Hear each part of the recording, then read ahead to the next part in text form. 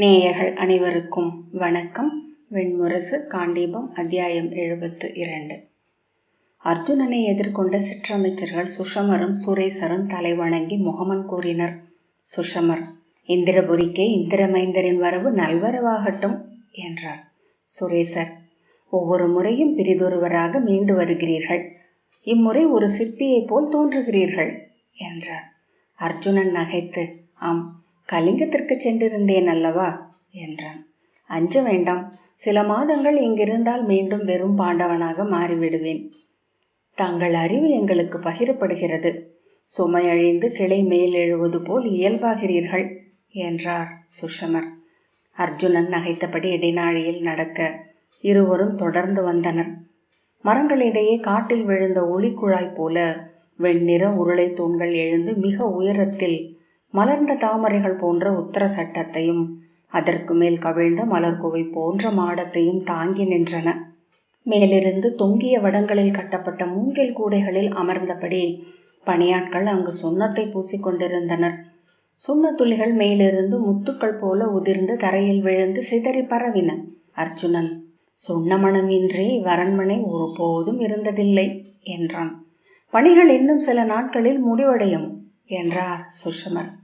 5 ஆண்டுகளாக இதைத்தான் கேட்டுக்கொண்டிருக்கிறேன் என்றபடி அர்ஜுனன் நடந்தான். தாங்கள் இணைப்பாரே அவைக்கு வரலாம் என்றார் சுஷமர். இன்று மாலை பேரரசை அவை கூட்டியிருக்கிறார்கள். காலையில் அரசரின் அவை முடிந்தது என்றார் சுரேசர். அர்ஜுனன், இப்போது எங்கிருக்கிறார்கள் என்று அவர்களை பாராமல் கேட்டான். 5வது இளவரசரின் அரண்மனையில் என்றார் சுஷமர். 5வது மைந்தனை கருவுற்றிருப்பதாக சொன்னார்கள். அர்ஜுனன் ஒன்றும் சொல்லாமல் நடந்தான். சுரேசர், யாதவ அரசி காலை ஆலயங்களுக்கு சென்றுவிட்டு சற்று முன்னர் தான் அரண்மனைக்கு மீண்டார் என்றார். அன்னை என்றான் அர்ஜுனன். யாதவ பேரரசி காலையில் நகர் கட்டுமான பணிகளை பார்வையிட மஞ்சளை ஒரு முறை சுற்றி வருவார். வெயில் வெம்மை கொண்டதும் திரும்பி வந்து நீராடிவிட்டு ஓய்வெடுப்பார். உச்சி பொழுது உணவுக்காக விழித்தெழுவார் என்றார்.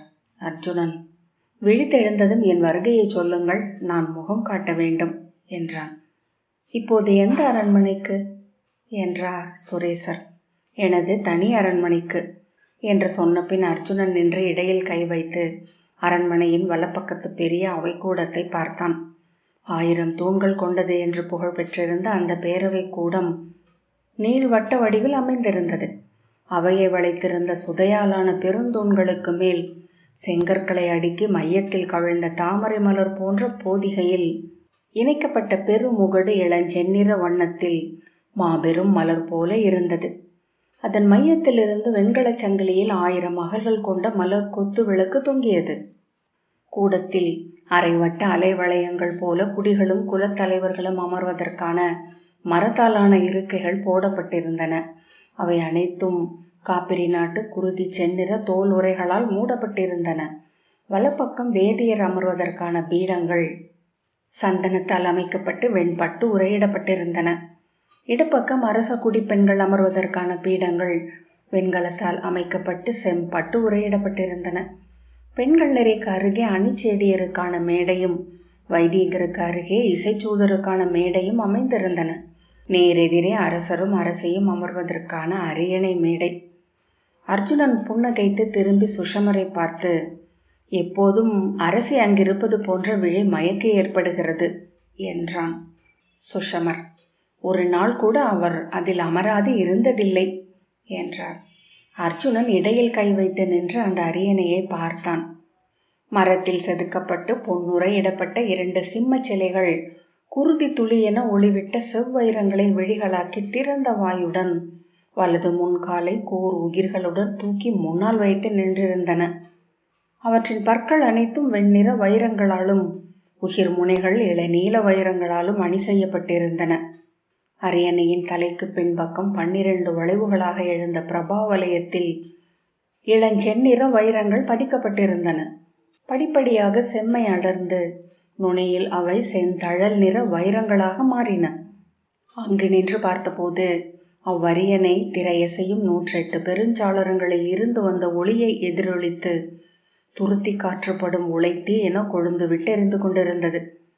பிரபாவலயம் பார்வைக்கு அச்சமூட்டுகிறது என்றான் அர்ஜுனன். எப்போது இது அமைக்கப்பட்டது? தாங்கள் இங்கிருந்து செல்லும் போதே வேசர நாட்டு பொற்கொள்ளர் பணி தொடங்கிவிட்டார். 6 மாதங்களாக இங்கிருக்கின்றனர் என்றார் சுஷமர். இதற்கு ஆக்னேய பீடம் என்று பெயர். இப்போதே சூதர்கள் இந்த அனல் இருக்கை குறித்து பாடல்களை புனைந்திருக்கிறார்கள். அர்ஜுனன் விழிகளில் புன்னகையுடன் நோக்க சுஷமரும் புன்னகையுடன், அதில் அரசியன்று எவர் அமர்ந்தாலும் எரிந்து சாம்பலாகி விடுவார்கள். ஒரு முறை அதன் மேல் அமர்ந்த புறா ஒன்று உயிருடன் பற்றி எரிந்ததாம் என்றார். பேரரசிக்கு அருகே சற்று சிறியதாக அரசரின் அரியணை இருந்தது. சிம்மங்களின் விழிகள் நிறமற்ற வைரங்களால் ஒளிவிட்டன. கால்களும் பற்களும் உப்பு பரல் போன்ற தூய வெண்ணிற வைரங்களால் பதிக்கப்பட்டிருந்தன.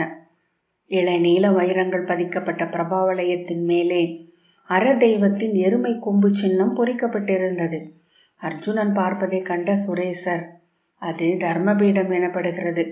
அதில் அரசரன்றி எவர் அமர்ந்தாலும் அன்றே உயிர் துறப்பார்கள் என்கிறார்கள் சூதர்கள் என்றார். ஆனால் அரசர் பெரும்பாலும் இதில் அமர்வதில்லை. அர்ஜுனன் திரும்பி ஏன் என்றான். இவ்வரியணை அமைந்த பின்னர் ஒரே ஒரு முறைதான் அமர்ந்தார். வைரங்கள் சூழ அமர்ந்திருப்பது நிலை அழிவை உருவாக்குகிறது என்று சொன்னார். அதன் பிறகு அப்பால் அவருக்கென அமைக்கப்பட்ட பிரிதொரு கூடத்திலேயே அவை கூட்டுகிறார். அது இதைவிட மிகச் சிறியது. அனைவரும் நிலத்தில் இடப்பட்ட கம்பளங்களின் மேல் கால் மடித்து அமர வேண்டும். நடுவே அரசரும் புலித்தோல் விரித்த மனையில் கால் மடித்து அமர்வார். அனைவரும் நிகரான உயரத்தில் அமர அவர்களுக்கு முன்னால் அனைவருக்கும் பொதுவாக ஏட்டுச்சுவடிகளும் நறுமணப் பொருட்களும் வைக்கப்பட்டிருக்கும். தொன்மையான குடியவைகள் அவ்வண்ணம் அமைந்திருந்தனவாம். அரசர் அதையே விரும்புகிறார். பேரரசை எடுக்கும் முடிவுகளும் ஆணைகளும் இங்கு நிகழ்கிறது. தனது எண்ணங்களை அங்கே உரைக்கிறார். அர்ஜுனன், அவற்றுக்குள் முரண்பாடு இருக்க வாய்ப்பில்லை என்றான். ஆம், அன்றாட நீதியை மட்டுமே அவர் பார்த்து கொள்கிறார். அயல் உறவையும் நகர் அமைப்பையும் பேரரசையே நிகழ்த்துகிறார் என்று சுஷமர் மிக கூர்ந்து சொல்லெடுத்து உரைத்தார். அர்ஜுனன் சிரித்தபடி நடந்து இடைநாழியின் மறு எல்லையை அடைந்தான். மேலேறி செல்லும் படிகளின் கைப்பிடியை வெண்கலத்தால் அமைத்திருந்தனர். 2 ஏவலர் அதை துடைத்து கொண்டிருந்தனர். அர்ஜுனனை கண்டு அவர்கள் தலை வணங்கினர். 2 படிகளாக ஏறி மேலே சென்றான். அவனை கண்டதும் அவன் அணுக்க பணியாளனாகிய அனிகேதன் ஓடி வந்து தலைவணங்கி, தாங்கள் வரும் செய்தி முன்னரே வந்துவிட்டது இளவரசே என்றான். அர்ஜுனன் புன்னகைத்தான். அவன் சாளரம் வழியாக பார்த்தபோது அவன் நகர் நுழைந்திருப்பதை அறிவிக்கும் குரங்கு குடி கோட்டை முகப்பில் ஏறி இருப்பதை காண முடிந்தது. அவன் வரவை அறிவிக்கும் முரசொலி முழங்க அதை ஏற்று காவல் மாடங்களில் முரசுகள் எதிரொலித்து கொண்டிருந்தன. நான் முதலில் அம்முரசொலியை உணரவே இல்லை. உணர்ந்தபோது ஒரு அன்றாட ஒலி போல் அது ஒலித்தது. தாங்கள் இங்கிருப்பதாகவே இத்தனை நாளும் என் உள்ளம் மயங்கி கொண்டிருந்தது என்றான் அனிகேதன். அர்ஜுனன் அவன் தோளில் கை வைத்து, நான் நீராடி உடைமாற்ற வேண்டும் என்றான். அனைத்தும் இன்னும் சில கணங்களில் சித்தமாகும் என்றான் அனிகேதன். அர்ஜுனன் தன் அறைக்கு சென்று மஞ்சத்தில் அமர்ந்தான். அவன் கிளம்பி சென்ற போது எப்படி இருந்ததோ அதே போன்று அது வைக்கப்பட்டிருந்தது. தூசியோ அழுக்கோ இன்றி நடுவே காலம் ஒன்று இல்லாதது போல். ஒவ்வொரு முறை அங்கு மீளும் போதும் ஒரு கனவிலிருந்து விழித்து கொள்வதாகவே எண்ணுவான். எழுந்து சென்று தன் அறையின் சாளரத்து ஓரமாக இருந்த தீட்டப்பட்ட உலோகத்தால் ஆன ஆடியில் தன்னை பார்த்து கொண்டான். நீண்ட தாடியில் ஓரிரு நரைமுடிகள் கலந்திருந்தன. தோளில் விழுந்த குழலில் நரை ஏதுமில்லை. தன் விழிகளையே பார்த்து கொண்டிருந்தான். அங்கு கண்ட அயலவனை அவன் அறிவான் என்று தோன்றியது. ஆடியிலிருந்து அவனை நோக்கியவனுக்கும் தான் என உணரும் தனக்கும் என்ன வேறுபாடு என்று எண்ணினான். கண்கள் இனிய சிறிய புன்னகையுடன் விளக்கம் கொண்டிருக்கின்றன. எதையும் நம்பாத விழிகள், எங்கும் தன்னை அமைத்து கொள்ளாத விழிகள். அர்ஜுனன் கைகளை விரித்து உடலை நீட்டி சோம்பல் முறித்தபடி திரும்பினான். மீண்டும் ஆடிப்பாவையை பார்த்து புன்னகைத்தான். கையில் பணம் என ஏதுமில்லாது அங்காடிக்கு செல்பவனின் கண்கள் என எண்ணிக்கொண்டான். சிரித்தபடி மஞ்சத்தில் வந்து அமர்ந்தபோது அனிகேதன் வந்து தலை வணங்கி, நீராட்டரை சித்தமாக உள்ளது அரசே என்றான். அறை நான் விட்டு சென்றது போலவே உள்ளது என்றான் அர்ஜுனன். உங்கள் இன்மையும் இங்குள்ள ஒன்றே என்றான் அனிகேதன். அவன் செல்ல தொடர்ந்து வந்த அனிகேதன் அவன் இல்லாத போது நிகழ்ந்தவற்றை சொல்லத் தொடங்கினான். நறுமண வெந்நீரில் நீராடி நீண்ட தலைமுடியையும் தாடியையும் வெட்டி சீரமைத்து அர்ஜுனன் திரும்பி வந்தான். இளஞ்செந்நிற பட்டாடையை அந்தரியமாக அணிந்து மேலே பொன்னிற கச்சையை கட்டி கொண்டான். பொன்னூல் சித்திரப்பணிகள் பரவிய வெண்பட்டு சால்வையை தோளிலிட்டான். சிறிய ஆமையோட்டு பெட்டியை திறந்து அதிலிருந்த மணிக்குண்டலங்களை எடுத்து காதில் அணிந்தான். மார்பில் இளநீல வைரங்கள் மின்னிய தாரகாரத்தையும் கங்கணங்களையும் கழல்களையும் அணிந்தான். பித்தளையால் ஆன பாத குரடுகளில் கால் நுழைத்து கிளம்புவோம் என்று திரும்பி காத்து நின்ற அனிகேதனிடம் சொன்னான். அவன் விழிகளில் இருந்த வினாவை பார்த்த பின், யாதவ அரசியை பார்க்க என்றான். தங்களுக்காக காத்திருப்பதாக செய்தி வந்தது என்றான் அனிகேதன். சற்று முன்னர் தான் தூதன் வந்தான். அர்ஜுனன், மைந்தன் இங்கிருக்கிறானா என்றான். அனிகேதன், தங்கள் முகம் அவருக்கு தெரிந்திருக்க வாய்ப்பில்லை. காடேகும் போது மைந்தருக்கு 6 மாதம். இப்போது சில சொற்களை சொல்லத் தொடங்கியிருக்கிறார் என்றான். அர்ஜுனன் முகம் மலர, என் நெஞ்சில் உள்ள முகம் சிறிய கைக்குழந்தைக்குரியது. இப்போது வாயில் கரையாத 2 பால் துளிகள் போல பற்கள் எழுந்துள்ளன. அரண்மனை சேடியரில் அவரது கடிவாங்காத எவரும் இல்லை. ஒரே நாளில் 18 சேடியர் முலைக்கண்களுக்கு மருந்திட்டாள் மருத்துவச்சி என்றான் அனிகேதன். அர்ஜுனன் வெடித்து நகைத்து, நன்று என்றான். தாங்கள் இளமையில் இயற்றியதை விட சற்று குறைவு என்பதுதான் அரண்மனையில் பேச்சு என்றான் அனிகேதன். அர்ஜுனன் சிரிப்பு தங்கியிருந்த முகத்துடன் இடைநாழியில் நடந்து படியிறங்கிய போது கீழே சுஷமர் நின்றிருப்பதை கண்டான். அவனது புருவ அசைவை கண்டு தலை வணங்கி, தங்களுக்கு செய்தி என்றான். எவரிடமிருந்து என்றான் அர்ஜுனன். பாஞ்சால அரசியிடமிருந்து. தங்களை சந்திக்க அவர் விழைகிறார். சகதேவனின் அரண்மனையில் அல்லவா இருக்கிறார்? இல்லை, அங்கிருந்து வந்து விட்டார்கள். இப்போது பேற்றறையில் மருத்துவச்சியுடன் இருக்கிறார். அங்கு சென்று அவரை சந்திக்கும்படி ஆணையிட்டிருக்கிறார். அர்ஜுனன் திரும்பி பார்க்க அணுக்கன், யாதவ அரசியிடம் கூறிவிடுகிறேன் என்றான். சுஷமர், தங்களை உடனிருந்து அழைத்து வரும்படி ஆணை என்றார். அர்ஜுனன் இயல்பாக நடந்தபடி, அதாவது பிரிதெங்கும் செல்லாமல் அழைத்து வரப்பட வேண்டும். சுஷமர் ஒன்றும் சொல்லவில்லை. வெளியிலிருந்து வந்த வெளிச்சத்தில் தூண்களின் நிழல்கள் நெடுந்தூரத்திற்கு வரி வரியாக விழுந்து கிடந்த இடைநாழியில் சுடர்ந்து சுடர்ந்து அணைந்தபடி அர்ஜுனன் நடக்க குரடொலியாக தொடர்ந்தபடி சுஷமர் பேசாமல் வந்தார். அர்ஜுனன் நின்று மறுபக்கத்தில் சென்ற இடைநாழியை பார்த்து, இது புதிதாக கட்டப்பட்டதா என்றான். இது யாதவ பேரரசியின் அரண்மனையை மைய அரண்மனையுடன் இணைக்கிறது என்றான். அன்னை இவ்வழியாக அவைக்கு வருகிறார்களா என்றான் அர்ஜுனன். சுஷமர், இல்லை, அவர்கள் அவைக்கு வருவதே இல்லை என்றார். அர்ஜுனன் திரும்பி, ஒருபோதுமா என்றான். சுஷமர், அரசியின் அவைக்கு வருவதில்லை என்றார். அர்ஜுனன் தலையசைத்துவிட்டு நடந்தான். பெரிய அரண்மனையிலிருந்து மரப்பட்டை கூரையிடப்பட்ட இடைநாழி ஒன்று கொடியென பிரிந்து பூச்செடிகள் மண்டிய அகன்ற தோட்டத்திற்குள் இறங்கி மறுபக்கம் ஏறி இன்னொரு இடைநாழியின் நடைபாதையை அடைந்து ஆதூர சாலையை சென்று அடைந்தது. ஆதூர சாலை வாயிலிலே காத்து நின்றிருந்த அணுக்கச் செடி தலை வணங்கி, தங்களுக்காக அரசி காத்திருக்கிறார் என்றாள். அர்ஜுனன் அவளுடன் உள்ளே சென்றான். சுஷமர் தலை வணங்கி அங்கேயே நின்று விட்டார். படிகளில் ஏறி ஆதூர சாலையின் 6 கோண வடிவமான பெருங்கூடத்தை அடைந்தான். 8 வாயில்கள் திறந்து திரைச்சீலைகள் காற்றில் நெளியும் அசைவு அரக்கு பூசப்பட்ட மரப்பலகை தரையில் அலைபாய கிடந்த கூடத்தில் 4 வாயில்கள் திறந்திருந்தன. இவ்வழியே என்று சேடி அதில் ஒரு வழியாக அழைத்துச் சென்றாள். கடுக்காய் கருகியது போன்ற மனமும் தீயில் சூண்டும் பச்சிலை தைலத்தின் மனமும் கலந்து வந்து கொண்டிருந்தது. தொலைவில் ஏதோ குழந்தை உறக்க கூவிச் சிரிக்கும் ஒலி கேட்டது. உள்ளே புகுந்த சிட்டுக்குருவி ஒன்று சிறகதிர குறுக்காக கடந்து சென்று மறுபக்க சாளரத்தை அடைந்தது. அசைவுகளோ பேச்சொலிகளோ இன்றி முற்றிலும் அமைதியில் ஆழ்ந்து கிடந்தது ஆதூர சாலை. காற்றில் சாளர கதவு மெல்ல முனகும் ஒலி கூட அண்மையில் என கேட்டது. அணுக்கச்செடி இவ்வரை என்று சொல்லி நின்றாள். அர்ஜுனன் சில கணங்கள் கதவருகே நின்று காலடி யோசையை எழுப்பிய பின் கதவை திறந்து உள்ளே சென்றான். உள்ளே வெண்பட்டு விரிக்கப்பட்ட தாழ்வான மஞ்சத்தில் உருண்ட நீண்ட தலையணைகள் மேல் இளம் பாலை தோல் வெண்மை கொண்ட பீதர்பட்டு மீது ஒரு கழித்தவளாக திரௌபதி படுத்திருந்தாள். அவன் காலடி யோசை கேட்டு நாகம் போல கழுத்தை திருப்பி நோக்கினாள்.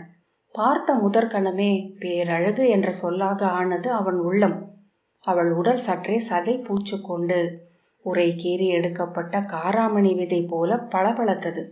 ஒளி கொண்ட தோள்களிலிருந்து சரிந்த நீண்ட கைகள், தோள்வளை சற்றே நெகிழ்ந்து மென்கதுப்பில் வளையம் பதிந்திருந்த தடம் தெரிந்தது. முளைக்கச்சை நெகிழ்ந்து மேல் விளிம்பு ததும்பிய முளையெடுக்கில் ஒற்றை முத்தாரம் துவண்டு வளைந்து கிடந்தது. தொங்குவிடப்பட்ட மறுக்கையில் இளநீல வைரங்கள் பதிக்கப்பட்ட ஒற்றை கடகம் தழைந்து மணிக்கட்டை ஒட்டி கிடந்தது. கரிய தோளில் நீல நரம்புகள் தெரிந்தன. மேலுதட்டில் மென்மயிரின் அடர்த்தி சற்றே மிகுந்திருந்தது. கன்னத்தில் 2 புதிய பருக்கள். சரிந்து மடியில் இருந்த ஏடொன்றை நோக்கி இருந்த விழி இமைகள் விரிய நீள்வெளிகளில் சிறுமியருக்குரிய உவகை எழுந்தது. புன்னகையில் மாந்தளிர் நிற இதழ்கள் விரிய உள்ளே சரமல்லிகை என வெண்பல் நுனிகள் தெரிந்தன. கையொன்று எழுந்தபோதுதான் அவளுடைய வயிறு சற்று மேடிட்டிருப்பதை அர்ஜுனன் கண்டான். சுற்றி கட்டியிருந்த புடவை அவ்வசைவில் சற்று நெகிழ சற்றே அகன்று ஆழமிழந்த தொப்புளின் அடியில் மெல்லிய அலைகளாக பேற்று சுருக்கங்கள் தெரிந்தன. இன்று காலை எண்ணிக்கொண்டேன் என்று அவள் சொன்னாள். அர்ஜுனன் ஒன்றும் சொல்லாமல் சில கணங்கள் நின்ற பின் அருகே சென்று மூங்கிலால் ஆன குறுபீடத்தில் அமர்ந்தான். காலையில் முரசொலி கேட்டபோது அக்கனவு நனவாவதை உணர்ந்தேன் என்று அவள் சொன்னபோது மெல்லிய மூச்சிறைப்பும் கலந்திருந்தது. அதன்பின் ஒரு கணமும் என்னால் பொறுத்திருக்க முடியவில்லை. தாங்கள் நீராடி விட்டீர்களா என்று பார்ப்பதற்காக சேடியை அனுப்பினேன். அதன்பின் சுஷமரை அனுப்பினேன். பார்த்தாக வேண்டும் என்று தோன்றியது. அர்ஜுனன் கை நீட்டி அவளை தொடப்போன பின் கைகளை பின்னெழுத்து கொண்டான். இளையவனின் நாட்கள். அவள் கை நீட்டி அவன் கையை பற்றி பிறிதொரு கையால் பொத்தி வைத்தபடி, இன்று நான் உள்ளத்தால் முற்றிலும் உங்களுக்குரியவள் என்றாள். அர்ஜுனன் அவள் கன்னங்கள் சற்று குருதி கலந்த கருமை கொண்டிருப்பதை கண்டான். கழுத்து மென்மை கொண்டு நிறம் மாறியிருந்தது. என்ன பார்க்கிறீர்கள் என்று அவள் நாணம் கலந்த புன்னகையுடன் கேட்டாள். கருவுற்றிருப்பது பெண்கள் பேரழகு கொள்ளும் பருவம் போலும் என்றான். அவள் சிரித்து, ஆண்கள் அணுக முடியாத பருவம், அதனால் அப்படி தோன்றுகிறது என்றாள். அணுக முடியாதென்றில்லை. அவள் புரியாது விழி தூக்கி பார்த்து உடனே புரிந்து அவன் கையை அடித்து, என்ன பேச்சு இது? சில ஆண்டுகளுக்கு முன் பார்த்த அதே பொறுப்பற்ற சிறுவனின் சொற்கள் என்றாள். மீண்டும் மீண்டும் இங்கு வந்து அப்படி ஆகி கொண்டிருக்கிறேன் என்றான். உங்கள் மூத்தவர் நகர் நீங்கி போய் பல மாதங்கள் ஆகின்றன. அவருக்கு முன் நீங்களும் சென்று விட்டீர்கள். இங்கு ஒவ்வொன்றும் முன்னரே வகுத்த தடத்தில் பிழையின்றி சென்று கொண்டிருக்கின்றன. அதுவே சலிப்பூட்டுவதாக ஆகிவிட்டது என்றாள். நீ விரும்புவது ஒழுங்கை அல்லவா? நான் ஒருத்தி அல்ல, 5. ஒழுங்கை விரும்பும் அரசியும் நானே. கட்டற்று பெருக விரும்பும் கள்ளி என்றும் என்னை உணர்கிறேன். அர்ஜுனன், இங்கிருந்தே இந்நகரம் ஒவ்வொரு கல்லாக மேலெழுவதை பார்க்கும் பொறுமை எனக்கில்லை. சென்று சென்று மீளும் போது இது வளர்ந்திருப்பதை பார்க்க முடிகிறது. அந்த உவகைக்காகவே சென்று விடலாம் என்று தோன்றுகிறது. ஆம் என்று அவள் சொன்னாள். எனக்கும் இந்நகரம் மாறாமல் இருப்பது போல் உள மயக்கு உள்ளது. ஆனால் என்றாவது ஒரு நாள் காலையில் எழுந்து உப்பரிகையில் வந்து நின்று நகரத்தை பார்க்கையில் ஓரிரவில் பூதங்கள் கட்டி எழுப்பிய மாயபுரி கதை நினைவுக்கு வருகிறது. பூதங்கள் உள்ளன, மனிதர்களின் கனவில் என்றான் அர்ஜுனன். நீங்கள் சென்ற நாடுகளில் இதற்கிணையான ஒரு நகரம் கட்டப்படுகிறதா? இணையான நகரம் என ஏதுமில்லை. ஒவ்வொரு நகரம் ஒவ்வொரு வகையானது. துவாரகை பெருநகரம் என்றால் மகதத்தின் ராஜகிரகமும் பிரிதொரு முறையில் பெருநகரமே. அவள் விழிகள் சற்றே சினத்துடன் சுருங்கின. துவாரகை அளவுக்கு பெரிய நகரம் பிரிதெங்குள்ளது. இந்திரபிரஸ்தம் அதைவிட பெரியதாக எழுகிறது. இப்போது இல்லை என்பது உண்மை. இப்பெருநகரம் கட்டப்பட்ட உடனே இதை விஞ்ச வேண்டுமென்ற எண்ணம் 1000 உள்ளங்களில் விதைக்கப்பட்டுவிட்டது. எங்கோ அது முளைத்து எழுந்து கொண்டிருக்கிறது. அவள் கண்கள் மேலும் கூர்மை கொள்ள, இல்லை, இந்நகரை விட பெரிய நகரம் பாரத வருஷத்தில் இருக்கப் போவதில்லை. இருந்தால் என்று அர்ஜுனன் புன்னகையுடன் கேட்டான். அது இந்நகரத்தின் துணை நகரமாக மாறும். அவள் விழிகளின் ஒளியை கண்ட அர்ஜுனன் உறக்க நகைத்து, இதனுள் நுழையும் போதே இதைத்தான் எண்ணிக்கொண்டேன். இந்நகரம் உனது ஆணவத்தின் கல் வெளிப்பாடு. இது ஒருபோதும் கட்டி முழுமை பெறப் போவதில்லை. எங்கோ சிற்பிகளின் உளிகள் சிலம்பிக் கொண்டுதான் இருக்கும். ஏன் என்று அவள் கேட்டாள். ஏனெனில் இது ஒரு மறுமொழி. மறுமொழிகளுக்கு முடிவில்லை. அவள் மெல்ல பீடத்தில் அமர்ந்த போது முத்தாரம் நெகிழ்ந்து முளைக்கோடுகளின் நடுவே சென்று ஒடுங்கியது. கடகங்கள் மணிக்கட்டை நோக்கி சரிந்து ஒலி எழுப்பின. நெடுநேரம் அமர்ந்திருக்க முடியவில்லை என்றாள். படுத்துக்கொள்ள வேண்டியது தானே என்றான் அர்ஜுனன். படுத்துக்கொண்டால் தலை சுழற்சி கூடுகிறது. கூடுமானவரை அமர்ந்திருக்கவோ நடக்கவோ வேண்டுமென்று மருத்துவச்சிகள் சொன்னார்கள். அர்ஜுனன், இங்கு என்ன செய்யவிருக்கிறாய் என்றான். மருத்துவ குளியல், எண்ணெய் பூச்சு, சாந்து லேபனம், வெந்நீராட்டு, நறும்புகையாட்டு, அதன் பின்பு மூலிகை உணவு. அர்ஜுனன் புன்னகைக்க, அதன் பின் துயின்றால்தான் நன்கு கனவுகள் வருகின்றன என்று அவளும் புன்னகை செய்தாள். எந்த கனவு என்று அர்ஜுனன் கேட்டான். அவள் வாய் எடுப்பதற்குள், பெரிதொரு மாநகரம் அல்லவா, உங்களுக்கு இது கேலி, ஆனால் இது உங்கள் நகரம், அதை மறக்க வேண்டியதில்லை. எங்கு சென்றாலும் வெண்முகில் நகரத்தை பற்றியே ஒரு சூதன் பாடிக்கொண்டிருக்கிறான். இந்திரனின் மைந்தனின் நகரம். அக்கூட்டத்தில் ஒருவராக நின்று அதை கேட்கையில் பல சமயம் வாய் விட்டு சிரிக்க வேண்டும் என்று தோன்றுகிறது. ஏன் என்றாள் சினத்துடன். விண்ணில் அமராவதியும் மண்ணில் இந்திரபிரஸ்தமும் இந்திரனுக்கு உகந்தவை என்கிறார்கள். இந்திரனை அப்படி இரு நகரங்களுக்குள் நிறுத்திவிட முடியுமா என்ன? எங்கு வேந்தனின் கோல் எழுகிறதோ அங்கெல்லாம் எழுந்தாக வேண்டிய தெய்வம் அல்லவா அவன். அவன் எங்கும் இருக்கட்டும், ஆனால் இங்கு அவன் இருந்தாக வேண்டும் என்று அவள் சொன்னாள். இன்னும் சில நாட்களில் கட்டுமானம் முடிந்துவிடும். இன்று காலைதான் சிற்பிகள் அனைவரையும் அழைத்து இறுதி ஆணைகளை பிறப்பித்தேன். அரண்மனை பணிகள் முடிந்ததும் நகரத்திற்கு மாபெரும் நகரணி விழா ஒன்று ஒழுங்கு செய்ய வேண்டும். ஏன் என்று அர்ஜுனன் கேட்டான். இப்போதே இந்நகரம் செயல்பட்டு கொண்டுதானே இருக்கிறது. அது நாம் செல்வதற்கு பெரிதொரு இடம் இல்லாததனால். ஆனால் இன்னும் இந்நகரத்தின் மிகச் சிறிய பகுதியே மக்களால் பயன்படுத்தப்படுகிறது. பாரத வருஷத்தின் 56 நாடுகளையும் அழைத்து ஒரு நகரணி விழா நடத்துவோம். அவ்விழாவை ஒட்டி புலவர்கள் காவியங்கள் எழுதட்டும், சூதர்கள் கலைகளை உருவாக்கட்டும். அச்செய்தி சென்று சேரும் போதுதான் அனைத்து நிலங்களில் இருந்தும் மக்கள் இங்கு வருவார்கள். இங்குள்ள இல்லங்கள் நிறையும். நகருக்கு வடக்கும் தெற்கும் நான் அமைத்துள்ள துணை நகரங்கள் முழுமை பெறும். வணிக பாதைகள் அறுபடாது நீர் பெருக்கு போல பொதிவண்டிகள் வரும். அர்ஜுனன், நகரம் நன்கு அமைந்திருந்தால் குடிவருபவர்களுக்கு என்ன? இங்கு யாதவர்கள் மட்டும் குடிவருவதை நான் விரும்பவில்லை. அவர்கள் வருவதை கட்டுப்படுத்தி இருக்கிறேன். ஏனென்றால் அவர்கள் போர் புரியக்கூடியவர்கள் அல்ல, வணிகம் செய்யக்கூடியவர்களும் அல்ல. ஒருங்கிணைந்து பணியாற்றும் எதையும் அவர்களால் நிறைவு செய்ய முடியாது. இங்கு சத்திரியர் வர வேண்டும், வைசியர் வர வேண்டும். அதற்குரியவற்றை நாம் செய்வோம். இங்கு ஒரு ராஜசூயம் நிகழ வேண்டும். அதன் பிறகொரு அஸ்வமேதம். வைதீகர் வந்தால் சத்திரியரும் வைசியரும் வந்து கூடுவார்கள். அனைத்தையும் முடிவு செய்துவிட்டாய். அறிஞர்களையும் நிமித்திகர்களையும் அவை அமர்த்தி அனைத்து கோணங்களிலும் பேசி முடிவெடுத்தேன். மூத்தவரிடம் அனைத்தையும் சொல்லிவிட்டேன். இளையவர்களுக்கு கருத்துகள் ஏதுமில்லை. அன்னை நான் சொல்வதற்கு முன்னரே நான் எண்ணுவதை எண்ணியிருந்தார். அர்ஜுனன், மூத்தவர் என்ன சொன்னார்? வீண் செலவு என்று. வேறென்ன சொல்லப் போகிறார்? இப்பெருநகரமே வெறும் ஆணவ விளையாட்டு என்று அவருக்கு தோன்றுகிறது. அப்படி பார்த்தால் அரசு என்பதே ஆணவத்தின் வெளிப்பாடுதான். அரியணையும் செங்கோலும் வெண்குடையும் ஆணவமேதான். ஆணவம் என்பது தனி மனிதர்களுக்குத்தான் இழிவு. அரசு என ஆவது ஆணவமே. பெருங்காவியங்களாவதும் கலை கோபுரங்களாவதும் ஆணவமே. அவை தெய்வங்களுக்கு உகந்தவை. இங்கு இழுக்கும் செல்வத்தை விண்ணுலகில் ஈட்டிவிடலாம் என்று சொன்னால் ஒருவேளை ஒப்புக்கொள்வார் என்றான் அர்ஜுனன். ஒப்புக்கொண்டு விட்டார். நான் சொல்லும் எதையும் அவரால் மறுக்க முடியாது. ஆனால் இன்னும் அகம் மலரவில்லை. அர்ஜுனன், ராஜசூயத்திற்கு பாரத வருஷத்தின் 1008 வைதிகர் குலங்களில் இருந்தும் பெரு வைதிகர்கள் வருவார்கள். முனிவர்களும் புலவர்களும் பெரும் சூதர்களும் வருவார்கள். அதை அவரிடம் சொல் என்றான். அதை சொன்னேன்.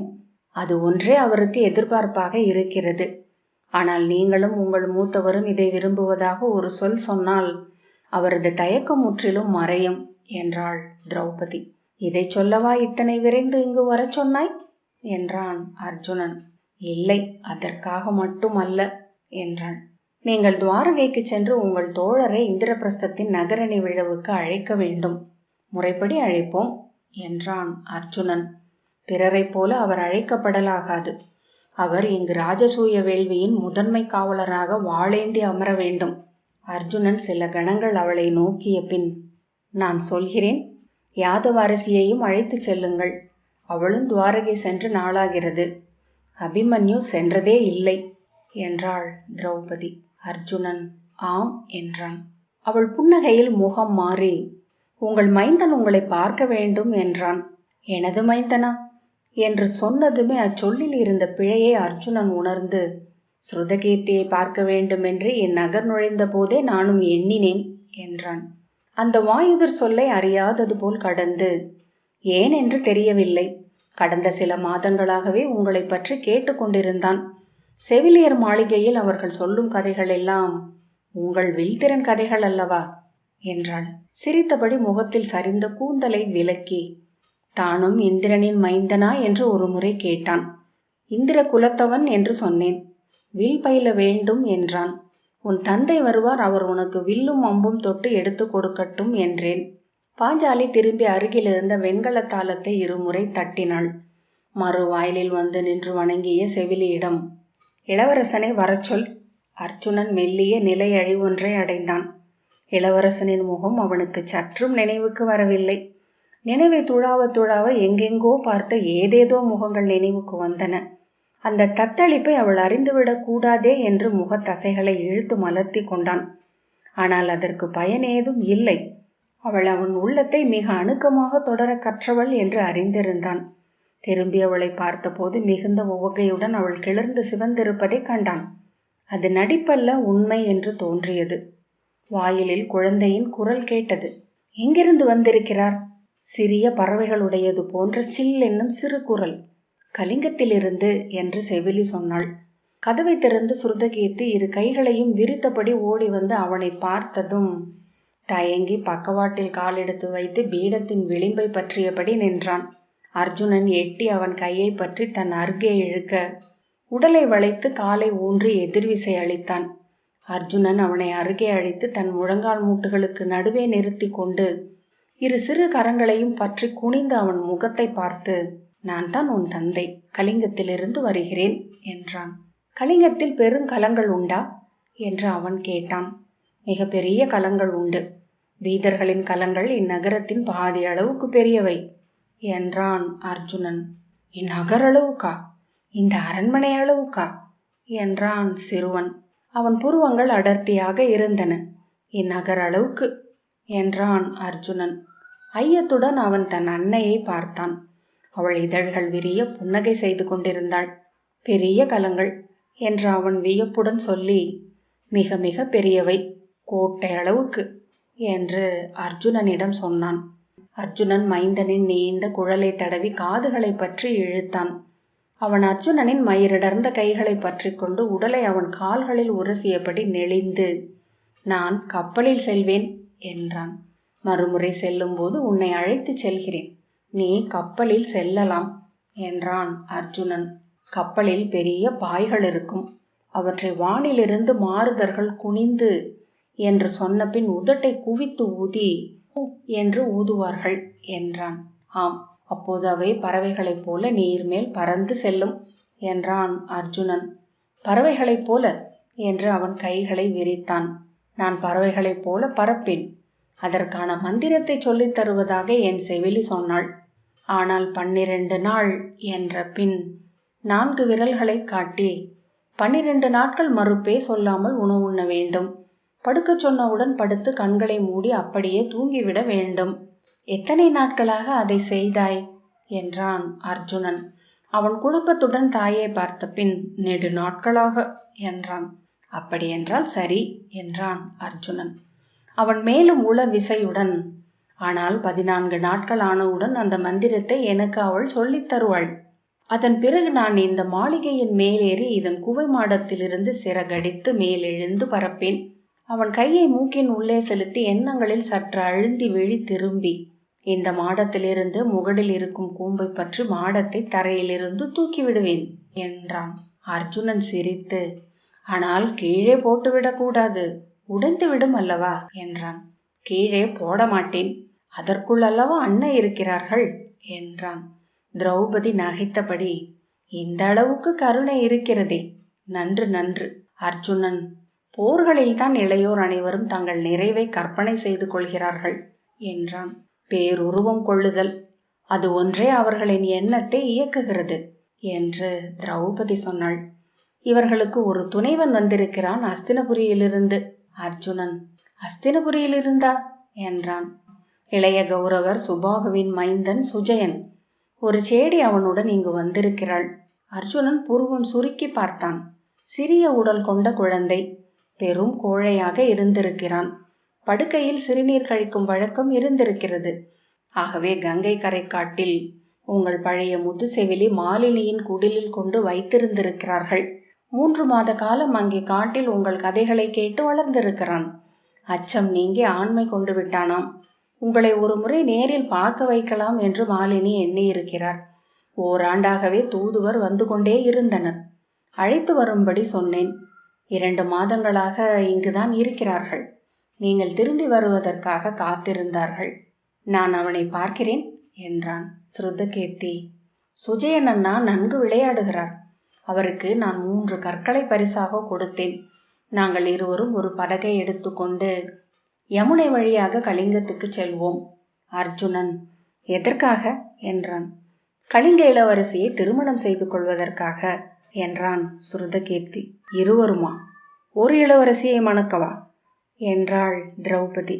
அவன் குழப்பமாக இருவரையும் பார்த்தபடி இல்லை என்றபடி ஒரு விரலை காட்டி ஆம், ஒரு இளவரசி என்றான். அர்ஜுனனை ஓரக்கண்ணால் நோக்கிய பின் சிரிப்பை அடக்கி, ஒரு இளவரசிக்கு எத்தனை கணவர்கள் என்றாள் திரௌபதி. 2 விரல்களை காட்டி 3 என்றான் அவன். அபிமன்யு வருவதாக சொன்னான். அர்ஜுனன் சிரித்து, இன்னும் 2 சேர்த்து கொள்ள வேண்டியது தானே என்றான். திரௌபதி அவன் கைகளை மீண்டும் அழுத்தி, என்ன பேச்சு இது? எப்போதும் சொற்களில் சித்தம் இருப்பதில்லை உங்களுக்கு. அர்ஜுனன் சிரித்தான். ஸ்ருதகீர்த்தி விழிகள் சரிய சிந்தித்து, நாங்கள் மூத்தவர் 2 சேர்த்து கொண்டால் 5 விடுவோம் அல்லவா? அர்ஜுனன், ஆஹா, முழுமையாகவே திட்டமிட்டிருக்கிறார்கள் என்றான். திரும்பி எழுந்து கொண்டு, நான் சுபத்திரையை பார்க்க சென்று கொண்டிருந்தேன் என்றான். நான் அறிந்தேன். அதற்கு முன் என்னை நீங்கள் பார்க்க வேண்டும் என்றுதான் சுஷமரை அனுப்பினேன். ஏன் என்றான். ஒன்றுமில்லை, அவள் அறிய வேண்டுமல்லவா? அர்ஜுனன், ஒவ்வொரு முறையும் அறிந்து கொண்டே இருக்க வேண்டுமா? பெண்ணுக்கு இது ஒன்றை மட்டும் ஒவ்வொரு முறையும் சொல்லிக்கொண்டே இருக்க வேண்டும் என்றாள் திரௌபதி. அவள் முகம் கூர்மை கொள்வதைக் கண்டு புன்னகைத்து, இப்போது நான் சென்று பார்க்கலாமா என்றான். பார்க்கலாம் என்ற பின், இவனையும் அழைத்து செல்லுங்கள், சுஜயன் அங்குதான் இருக்கிறான் என்றார்கள். அவர்கள் இணைந்து இளவரசியரை மணப்பதை பற்றிய திட்டங்களை முழுமைப்படுத்தட்டும்.